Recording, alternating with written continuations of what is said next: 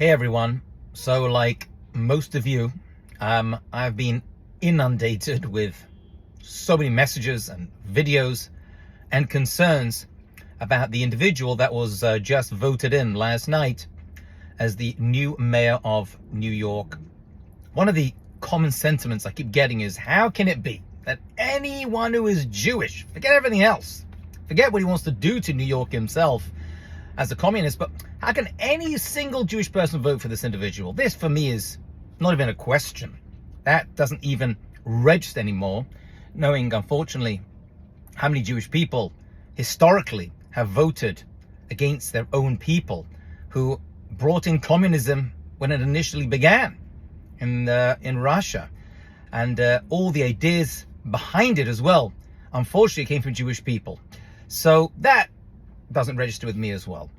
But what does surprise me is how many people have embraced this individual's insane way of thinking, honestly believing, although we've seen how it failed in so many countries and cities around the world, that his form of socialism, which won't take hold, it's not an affordable option. You can tax as much as you want. Eventually there's a bottom to the barrel.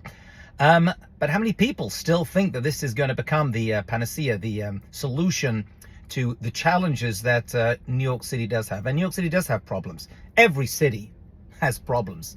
Even the cities that all of us think are like these dream cities around the world.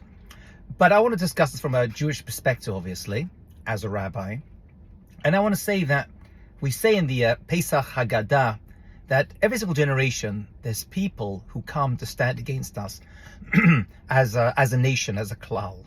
And every time they do, they stand up, they get powerful, they get high, they get full of themselves, and then eventually God comes and defeats them all. And that's what's going to happen here as well. This is going to be, I'm not going to lie, a challenging 4 years that lies ahead of us. We can't just give up. Most of us are not able to just flee.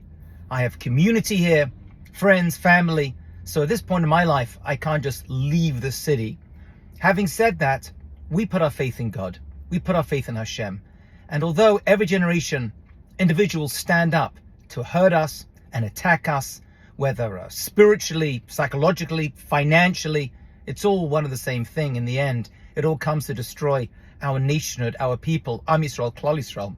And even though there's an individual who cannot simply say that the expression globalize the intifada, something which is not even radical to go against, right? This is very clearly something that's asking for every Jew throughout the entire world to be killed. That's what I mean. It's not river to the sea, which is just the Jews in Israel. This is all Jews throughout the entire world.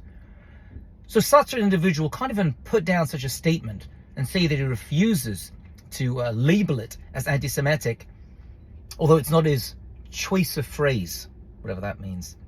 Even such an individual will eventually, God willing, just be left in the garbage heap of history. That's where we are right now, friends. I am by nature an optimistic person.